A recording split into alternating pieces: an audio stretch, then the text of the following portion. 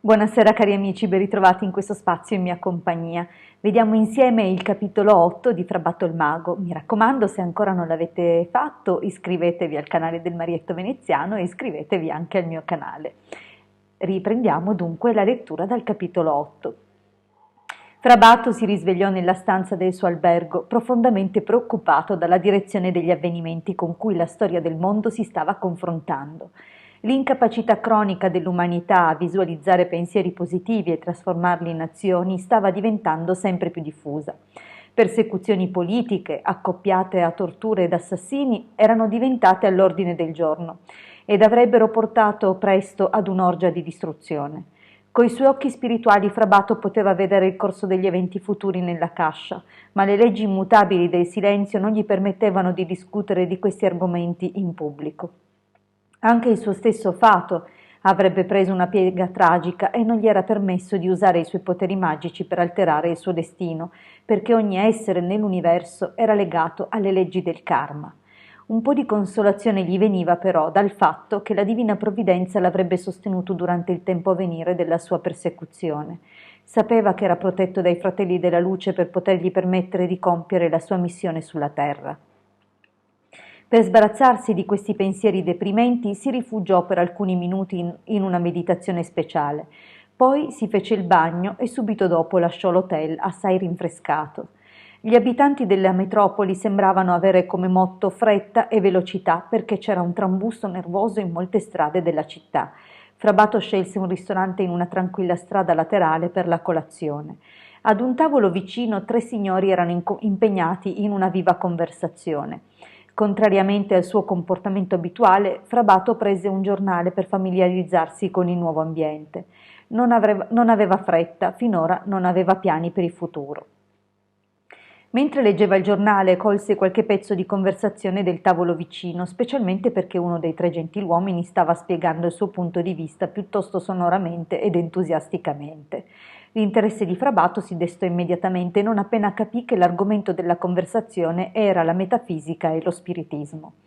Continuò per osservare i 3 uomini in modo poco appariscente, ma senza far uso della sua chiaroveggenza, e ne dedusse che uno dei gentiluomini era uno scienziato, mentre gli altri 2 sembravano essere uomini d'affari. Dopo aver ascoltato le loro opinioni per qualche tempo, fu incapace di sopprimere un sorriso per il modo in cui così tante idee confuse ed incorrette fossero state mischiate insieme. Uno degli uomini incrociò lo sguardo di Frabato e si accorse del suo sorriso indulgente. Per un momento l'uomo pensò a 2 alternative. O questo gentiluomo sorridente al tavolo vicino sapeva molto più di loro sul soggetto della conversazione, o pensava che tutto l'argomento fosse solo una chimera. Infine decise per la prima ipotesi, anche se l'aspetto di Frabato non faceva propendere per una conclusione particolare. Sembrava una persona normale, un uomo della strada. Durante una breve pausa nella conversazione, l'uomo che aveva adocchiato Frabato sussurrò qualcosa ai suoi amici. Gli altri 2 guardarono Frabato ed annuirono. Il primo gentiluomo d'un tratto si alzò e si avvicinò al tavolo di Frabato. «Mi scusi se la disturbo, signore, ma sembra che lei sia un esperto in occultismo. Vorrei invitarla ad unirsi alla nostra conversazione. Il mio nome è K e sono un produttore di strumenti ottici».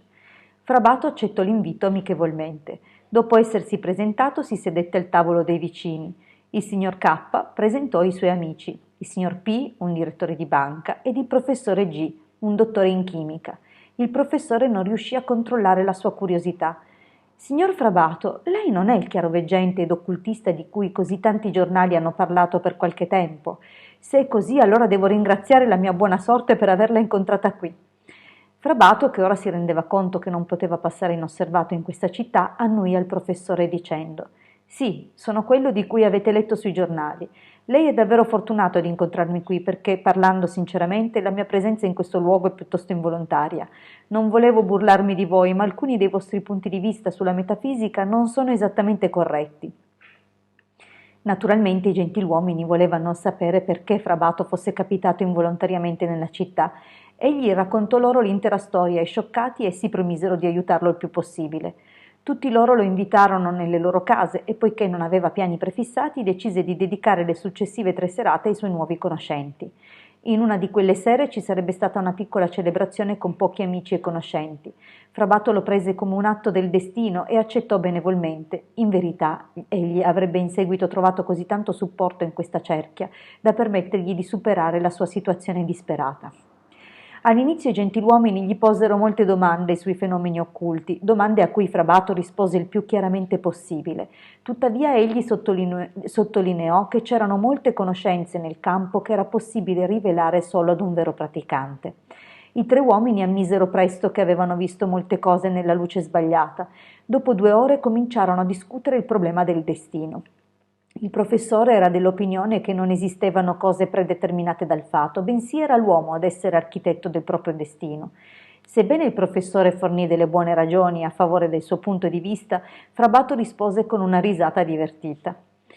«Professore», disse, «una persona deve viaggiare molto a lungo sulla via spirituale ed ottenere una certa maturità nel suo sviluppo prima di poter divenire padrone del suo stesso destino. Inoltre deve essere capace di sostenere tale maturità in ogni circostanza possibile. Per dirla in breve, si deve raggiungere un equilibrio spirituale, astrale e fisico se si vogliono prendere le redini del destino nelle proprie mani. Se lei pensa di aver raggiunto un tale livello di maturità e di poter determinare il suo fatto da solo, le darò una piccola dimostrazione dell'influenza del destino sull'uomo». Ci fu una pausa. I 3 gentiluomini fissavano Fra Bato attoniti. Si poteva vedere dal volto del professore come fosse molto turbato perché aveva sempre regolato il tono di questo piccolo gruppo ed ora si sentiva in qualche modo retrocesso.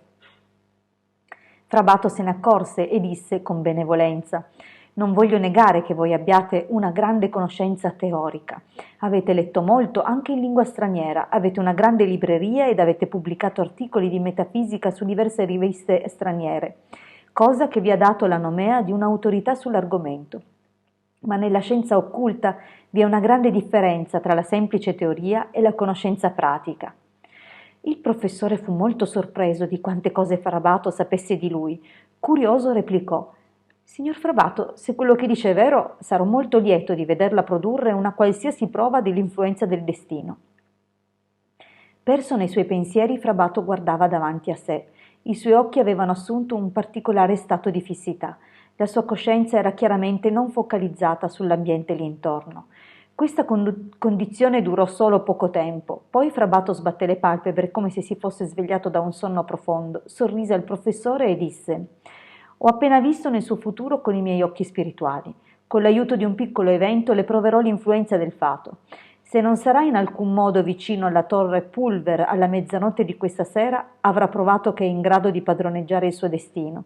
Aspettiamo e vediamo se resistere al destino è nel suo potere». L'aspetto del professore trasudava ironia ed arroganza mentre rimbeccava: «Scommetto qualsiasi cosa che non sarò alla torre Pulver a mezzanotte».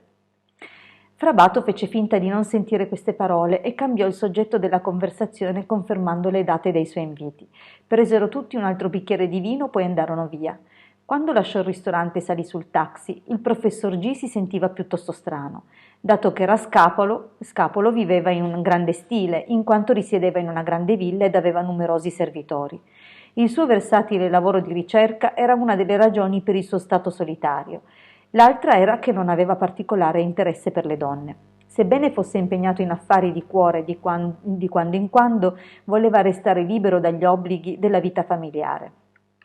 Arrivato a casa, trovò un sacco di posta. Gli diede semplicemente una scorsa, scribacchiò delle note su alcune lettere, ma pospose le risposte in un momento successivo. Non era capace di liberarsi della strana sensazione che l'aveva assalito al ristorante poco prima che finisse la conversazione. Non avrebbe mai ammesso, tuttavia, che la causa del suo stato era dovuto al suo amor proprio offeso. Che tipo di uomo era questo Fra Bato? Pensava. All'inizio del loro incontro il mago era stato capace di descrivere molti dettagli della casa del professore. Era come se ci fosse già stato. «Questa notte proverò a Fra Bato di aver sbagliato», disse a se stesso. «Gli mostrerò che sono padrone del mio destino. Farò un grande sforzo a non lasciare la mia casa questa sera». Decise di restare a letto per tutto il tempo, indipendentemente da cosa sarebbe accaduto. Che soddisfazione sarebbe stata provare che Fra Bato aveva torto. La sua autostima sarebbe cresciuta e oltre a ciò avrebbe verificato la validità e l'incontestabilità delle sue opinioni filosofiche. Un'occhiata all'orologio gli fece capire che erano già le 3 del pomeriggio. Questo era il motivo per cui il suo stomaco stava brontolando così energicamente. Non aveva ancora pranzato. E proseguiamo la lettura domani, sempre alla stessa ora. Vi ricordo, se ancora non l'avete fatto, di iscrivervi al mio canale e di iscrivervi al canale del Marietto Veneziano. Ci ritroviamo qui dunque con il proseguo del libro di Franz Bardon, Frabatto il mago, sempre domani e sempre qui su questo canale. Grazie a tutti e a presto.